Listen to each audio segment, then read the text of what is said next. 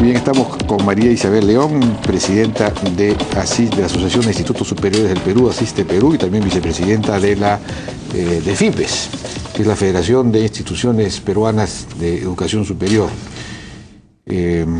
Buenas noches, María Isabel, ¿qué tal? ¿Qué tal? Buenas noches. Bueno, un tema es la ley, proyecto de ley universitaria que está en discusión ahora, que es sumamente importante porque sabemos que las universidades, pues, en el Perú en general, no todas, hay algunas que son muy buenas, pero la mayor parte no forman los profesionales, no forman profesionales de calidad o forman profesionales que no tienen demanda en el mercado.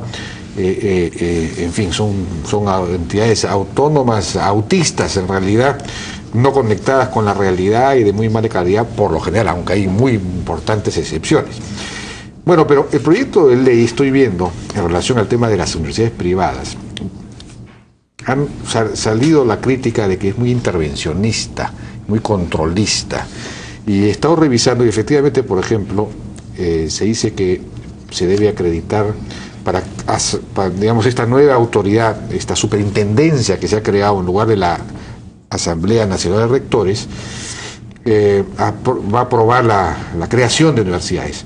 Pero para crear una universidad se debe acreditar la demanda cuantitativa y cualitativa insatisfecha de las carreras propuestas. Pues es un poco complicado. Se establece que las universidades privadas cuentan con la organización académica establecida en la presente ley. La organización y elección de las autoridades en las universidades privadas asociativas se sujetarán a lo indicado, incluye decir, el sistema de gobierno en las universidades privadas, incluso societarias, se sujetan a lo dispuesto en la presente ley, es decir, con asamblea, con consejo, con tercio estudiantil, con todo, cosa que ahora no existe, ¿no es cierto? O sea que en lugar de eliminar la asamblea, el tercio estudiantil de las universidades públicas, se lo imponen a las privadas, es decir, está en el mundo al revés. ¿Qué opinas en general de esta? Bueno, la universidad está la educación en general está en el tapete de la discusión pública definitivamente con este proyecto de ley y también con el proyecto que ha sido presentado por el Ministerio para modificar su estructura interna, en el cual están pidiendo la creación de un organismo autónomo que ahora se va a llamar Superintendencia Nacional de Educación Universitaria, que va a ser adscrito al Ministerio de Educación. Entonces hay un comentario en el sentido de que la universidad es autónoma de acuerdo a la Constitución y que crear una superintendencia o un ente autónomo que regule la universidad estaría divorciado con este tema de la autonomía, digamos. Ahora, dentro de las competencias que se han dado dentro de este dictamen o predictamen, para el tema de las universidades privadas, se entiende que hay un intervencionismo en cuanto, en el tema de las privadas, justamente, por ejemplo, se tiene que presentar una terna de 5 candidatos para que sean los que van a ver la organización de una universidad nueva, y este organismo nuevo es el que va a determinar, elegir 3 de ellos, para que sean los... Sí, eso está dentro del articulado, digamos, de esta nueva superintendencia. Eso, por ejemplo, no se entiende, ¿no? Porque una universidad privada debe conservar también, digamos, si es asociativa o societaria, su organización interna como la deban formar, digamos, sus propietarios, ¿no? Sobre todo en el caso de las societarias, que son sociedades anónimas. Claro. Obligarlas a tener una estructura organizativa, digamos, no es lo que se ha venido trabajando actualmente, es cada entidad privada decide su organización, si es societaria, en función a sus reglamentos y a sus propios estatutos, y eso se estaría modificando con este proyecto de ley. Y también aquí, por ejemplo, se dice que todas las universidades privadas rigen la libertad de cátedra y el pluralismo académico, lo que implica que las entidades promotoras, sin importar la persona jurídica bajo la cual estén constituidas, o si se adscriben, deben respetar escrupulosamente este principio. Lo que significa que entonces una universidad privada no puede tener una línea determinada. Claro, es una cosa increíble. Y además, esta autoridad, por ejemplo, que es algo que podemos relacionar con el tema de los institutos, que lo hemos comentado siempre, que es un cuello de botella que tenemos de problema, va a ser la que autorice las carreras nuevas, por ejemplo, en las universidades, que ahora las dictan también, ellos en base a su autonomía. Entonces, no vaya a ser que suceda como en el caso de los institutos, que tenemos esta demora de 1 o 2 años por el hecho de depender del Ministerio de Educación para poder nosotros trabajar carreras nuevas, que afecte al desarrollo de la universidad, sobre todo privada, ¿no? Al tener que pedirle a esta autoridad autorización para dictar programas nuevos. O sea, esa parte, digamos, no está muy clara. Ahora, debemos entender que la ley, el proyecto está en debate todavía en la comisión y hay mucho pan por rebanar, ¿no? Hay mucho claro, intercambio de ideas que todavía. Es absolutamente cierto. Digamos, en este momento la universidad en general es autónoma, la universidad pública en particular es muy autónoma, el Estado no la supervisa, nada.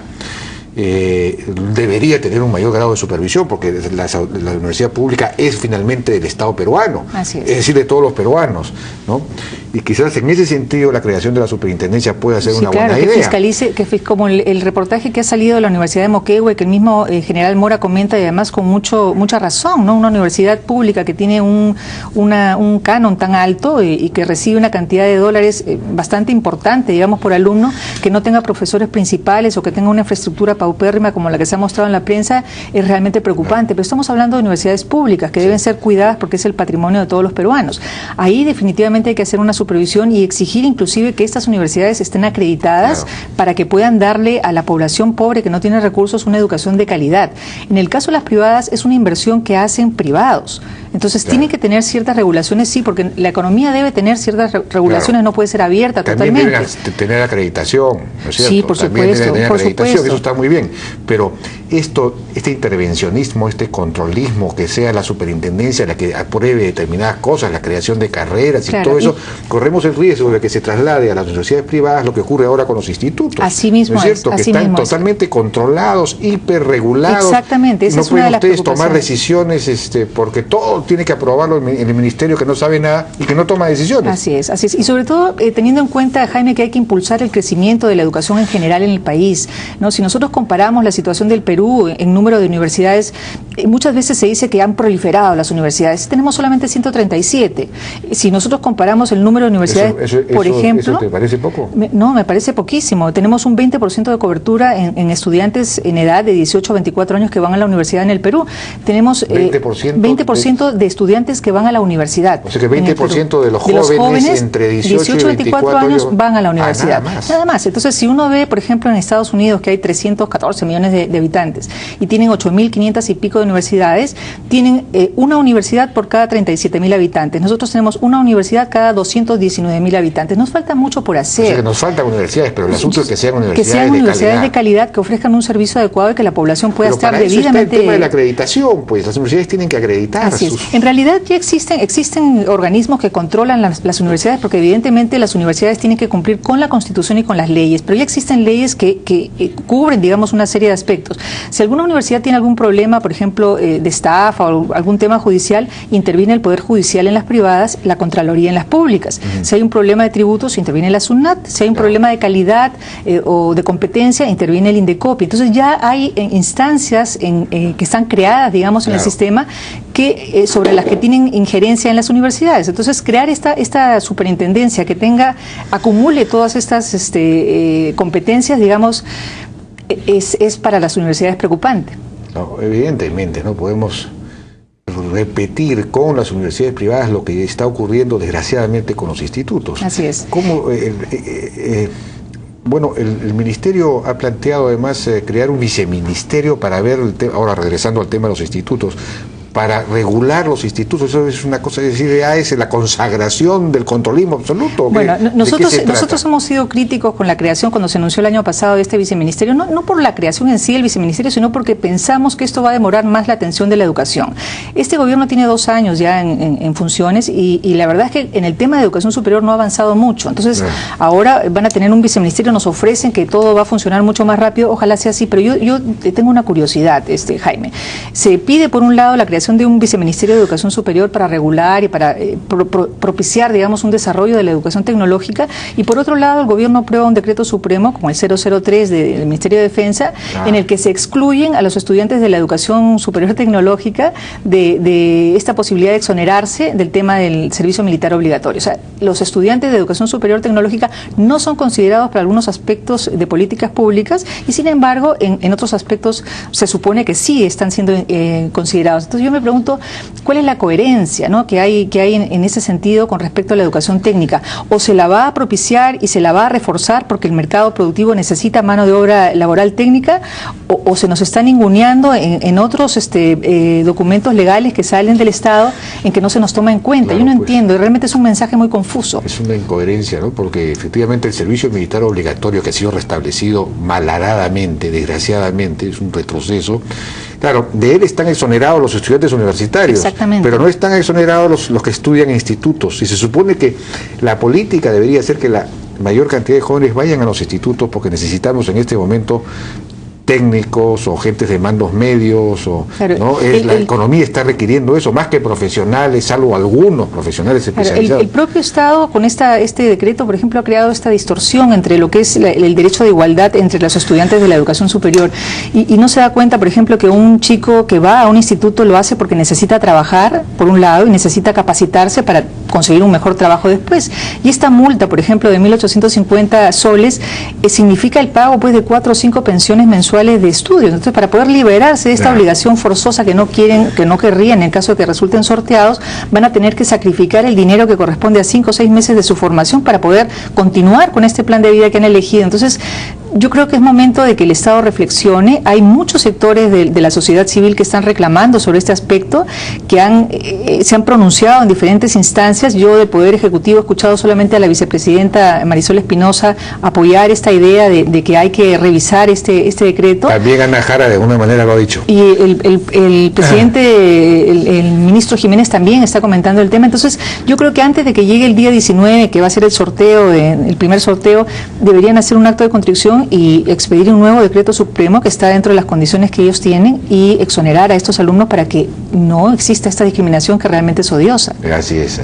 Deberían en general suprimir el sorteo, ¿no? Y considerar a la educación tecnológica, Jaime, con un poco de respeto, ¿no? Hay que mejorarla y hay que ayudarla, no hay que crearle barreras negativas, definitivamente. Bueno, Eduardo Ferreiros, ex ministro de Comercio Exterior y actual gerente general de Comercio, ha propuesto una idea fabulosa. Claro que es, digamos, un poco, digamos, no sé si es realizable, pero digamos es una idea muy simpática.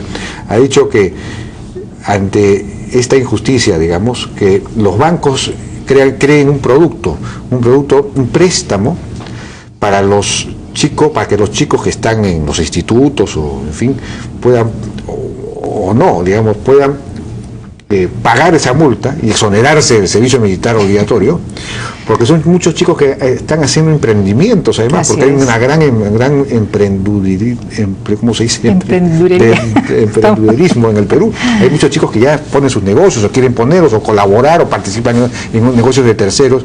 Entonces podría solicitar este préstamo para pagar la multa y después irlo pagando. Pero ojalá que un banco se atreva a hacer una cosa así. Más fácil, Jaime, es sacar un decreto supremo y nivelar esta desigualdad que han creado ellos mismos, porque esto lo han creado, no se ha creado en la ley en el año 2008 ni en el reglamento del año 2009, se ha creado en el decreto ley que se ha publicado en diciembre del año pasado y lo ha publicado este gobierno. O sea, la solución está en manos de ellos, digamos, mandar el mensaje de que hay una igualdad y hay un respeto a los estudiantes en general. O sea, hay que apostar por el estudio y por la profesionalización de los chicos, no quitarles estas opciones. Y hay tanto por hacer, Jaime. Yo estoy, digamos, he tenido conversaciones con el viceministro de Trabajo, por ejemplo, el señor Edgar Quispe, para ver cómo podemos propiciar todas las pasantías de los estudiantes de educación técnica, de carreras de servicio, de comercio, de las que ofrezcamos buenamente en las empresas con facilidades, para que los chicos realmente puedan... Educación dual.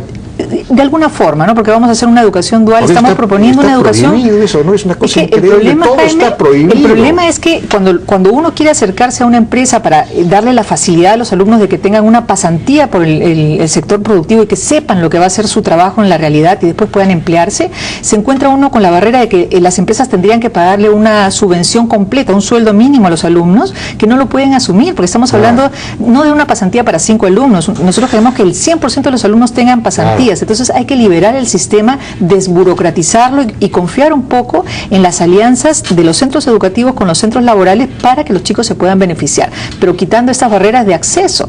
O sea, quisiera yo que llegue un momento en que en la educación peruana se diga, los alumnos que egresan de los institutos técnicos en el Perú están aceptados al 100% en la empresa laboral a la que van a dirigirse, digamos, para pedir un trabajo. ¿Por qué? Porque ya hicieron una pasantía previa y tienen un conocimiento afianzado de lo que aprendieron en la escuela y de lo que van a ratificar después con su trabajo en el mercado laboral. Es increíble. Entonces, hay tanto por hacer. Es decir, es increíble cómo la libertad está tan restringida, ¿no? Todo está limitado, todo está regulado. Mucha desconfianza. Mucha desconfianza. Por ejemplo, otro día me enteré de una pequeña empresa que quería contratar, no tiene prácticamente trabajadores, pero que quería contratar a una persona que resulta que era extranjero. Tiene que ponerlo en planilla. Hay una ley o una norma que impide que señala que no puede haber no más del 25% de los trabajadores o de los sueldos pagados pueden ser pagados a extranjeros. Pero este era el único que trabajaría, es una pequeña empresa, y él sería el 100%, entonces no puede ser contratado, no puede estar en planilla. Estas cosas son las que hay que y él tiene que estar en planilla porque si no, no puede gestionar su residencia. Entonces, ¿por qué estas limitaciones? Nosotros que trabajamos en el sector de educación encontramos cantidades de posibilidades de solución para estos problemas, y lo que necesitamos es simplemente apoyo del Estado. O sea, estamos haciendo los acercamientos necesarios y necesitamos que haya creatividad, que haya confianza en los proyectos que alcanzamos, pero tiene que ser un diálogo, como digo, de confianza, y estos mensajes que se envían, como este decreto supremo, que nos hacen ver que somos un sector ninguneado por el propio Estado, y que nuestra propia ministra, a la que estamos subordinados, los institutos, no nos protege, porque yo no he escuchado mencionar quejarse del asunto. Claro, ella es la primera que ha debido defender a los estudiantes de la educación superior tecnológica y dar un golpe en la mesa y decir, no señor, los estudiantes son todos uno solo. Y no he escuchado yo ese comentario. Entonces tiene que haber una unidad y una identidad con lo que significa la educación en el país para poder sacarla adelante, porque si nos quedamos callados con los atropellos, no vamos a llegar muy lejos. Eso es lo que nosotros vemos desde nuestro sector. Muy bien. María Isabel León, muchísimas gracias por tu participación en la hora N. Ojalá que estos temas vinculados a la ley universitaria y en general a la educación superior, también tecnológica, se vayan resolviendo del mejor modo posible, y que no haya esta interferencia, este controlismo tan grande que está presente en este proyecto de ley universitaria en las universidades privadas, y se libere un poco este controlismo que en general hay en este momento en el Ministerio de Educación respecto de los institutos tecnológicos. Vamos a una pausa y regresamos ahora con Roberto Viera, Amador Pesquero. Mañana es la interpelación a la ministra de la Producción por el tema del 005.